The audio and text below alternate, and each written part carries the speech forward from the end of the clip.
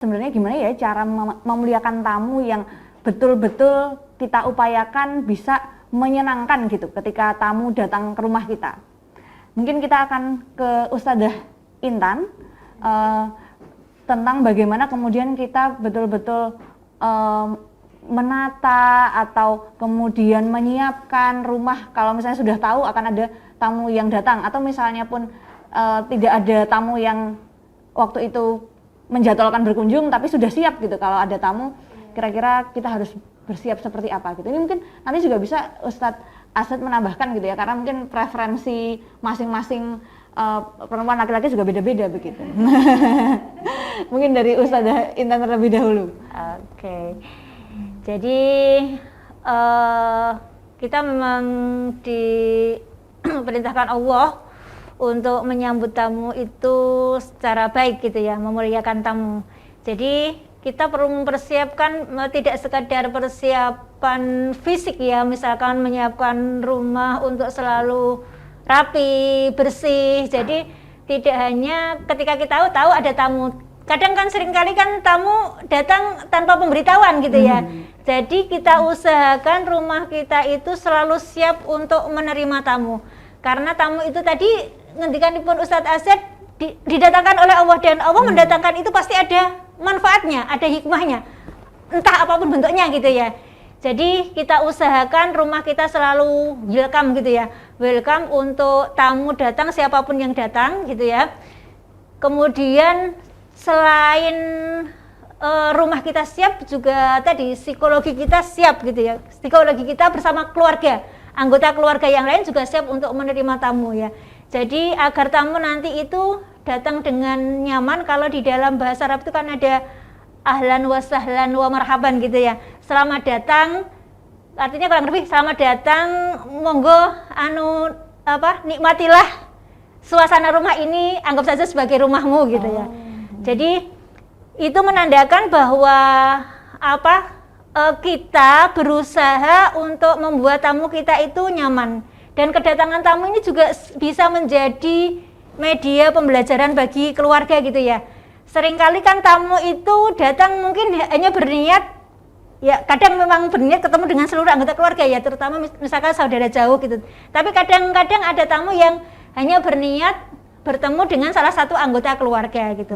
Dan dalam situasi semacam ini gitu ya, kalau misalkan tamunya enjoy gitu ya, misalkan ada bapak ketemuan tamunya gitu ya dari jauh dan kebetulan seorang kiai, ulama atau intelek gitu ya.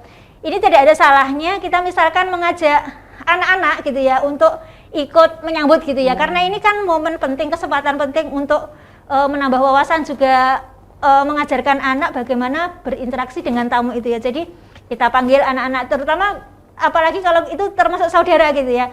Kita ajak mereka untuk bersalaman, menyapa gitu ya, sehingga besoknya kalau mereka menerima tamu juga tidak gagap gitu ya, tetap bisa siap untuk bisa berinteraksi, berdiskusi gitu ya. Dan tentunya sebagai orang tua, sebagai ayah dan ibu, kita harus memberi contoh yang baik agar anak-anak kita juga bisa mendapatkan contoh praktek langsung bagaimana kita bersikap yang baik kepada tamu, juga bisa bersikap yang proporsional gitu ya. Ketika tamu datang berkunjung, misalkan mau pinjam uang kok gitu ya, kita tentunya juga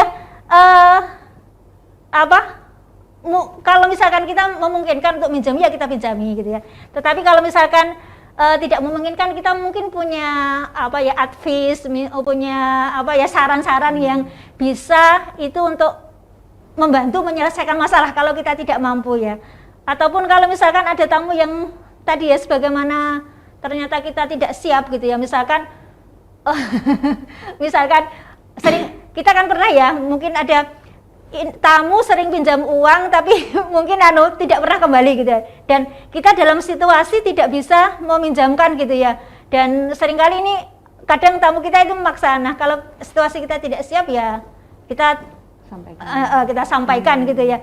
Bahkan kalau ada misalkan tadi, kalau misalkan tamu itu adalah kesempatan kita untuk saling mengingatkan gitu ya, saling menasehati dalam kebenaran dan kesabaran. Jika ada tamu yang mungkin sikapnya kurang proporsional, tidak sesuai dengan tuntunan Islam, mungkin kita bisa ngobrol sambil kita tularkan, kita ingatkan ajaran-ajaran yang itu bisa mengingatkan dia, karena kita sebagai manusia yang hidup bersama itu kan tugas kita adalah saling mengingatkan gitu ya. Ketika ada saudara kita yang kurang tepat jalannya, kita luruskan, atau ada saudara kita yang kurang betul pemahamannya, bisa kita betulkan begitu.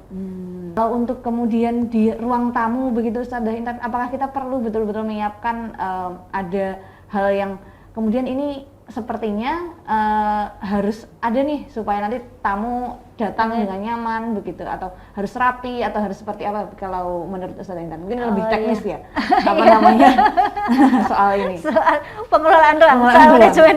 Iya, saya kira iya. Jadi kita tadi betul-betul mempersiapkan rumah kita selalu welcome ya. Saat kapanpun ada tamu, kita sudah siap dengan rumah kita gitu. Meskipun tidak ada suguhan gitu ya, kita tetap ketika orang datang merasa nyaman, merasa diuangke gitu kalau istilah bahasa Jawanya, diuangke di rumah kita gitu ya. Biar surga itu, rumahku adalah surgaku, itu tidak hanya dirasakan oleh anggota keluarga kita, tetapi juga orang-orang yang datang berkunjung ke rumah kita, karena rumah kita juga bisa menjadi media untuk dakwah gitu ya. Jadi kalau misalkan kita punya rumah yang ketika orang datang merasa nyaman, merasa diingatkan, insya Allah itu sebagai nilai lebih bahwa rumah kita itu adalah menjadi sumber kebaikan. Karena apa? Mungkin karena rumah kita sering kita bacakan Al-Quran, kita buat sholat, jadi rumah kita bercahaya, tidak hanya bisa menerangi hati orang-orang menjadi penghuninya, tetapi juga menerangi hati-hati orang-orang yang datang ke rumah kita gitu ya. Sehingga orang yang tadinya mungkin merasa di dalam kegelapan, ketika merasakan terang di rumah kita rumah kita akan menjadi rumah dakwah gitu ya.